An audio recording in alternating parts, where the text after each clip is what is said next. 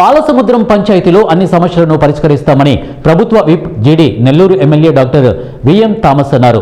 సోమవారం గంగాధర నెల్లూరు నియోజకవర్గ పాలసముద్రం మండలం అలాగే పాలసముద్రం పంచాయతీలో నూతన మండల అధ్యక్షుడు తాళ్ళూరి శివ ఆధ్వర్యంలో నిర్వహించిన ఎన్టీఆర్ భరోసా పెన్షన్ ముఖ్య అతిథిగా విచ్చేసి ఎన్టీఆర్ భరోసా పెన్షన్ పంపిణీ చేశారు.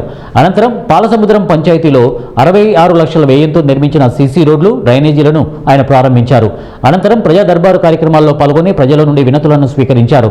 ఈ సందర్భంగా ఆయన మాట్లాడుతూ పంచాయతీలో ఉన్న సమస్యలను త్వరలోనే పరిష్కరిస్తామని వరాల జల్లును కురిపించారు.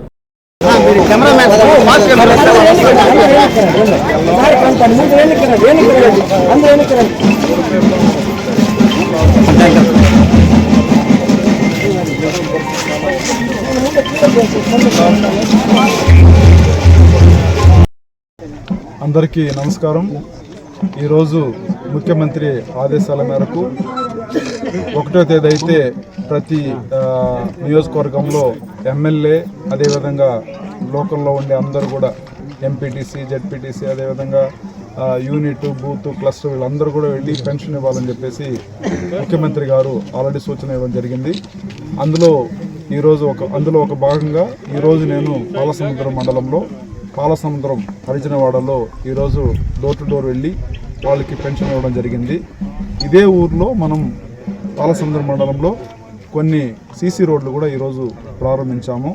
పాలసముద్రం హరిజనవాడ హౌసింగ్లో సీసీ రోడ్లు 19.50 అంటే సుమారుగా 20 లక్షలకి మనం సీసీ రోడ్డు ఇచ్చి అప్రూవ్డ్ చేసి దాన్ని ఈరోజు ఓపెన్ చేసి ఇక్కడ మనం శిలాఫలకం కూడా ఓపెన్ చేయడం జరిగింది.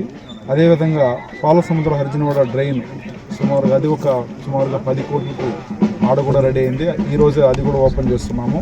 అదేవిధంగా సీసీ రోడ్డు అయ్యప్పరాజు కంట్రీగా ఎస్కేఆర్పురంలో కూడా 28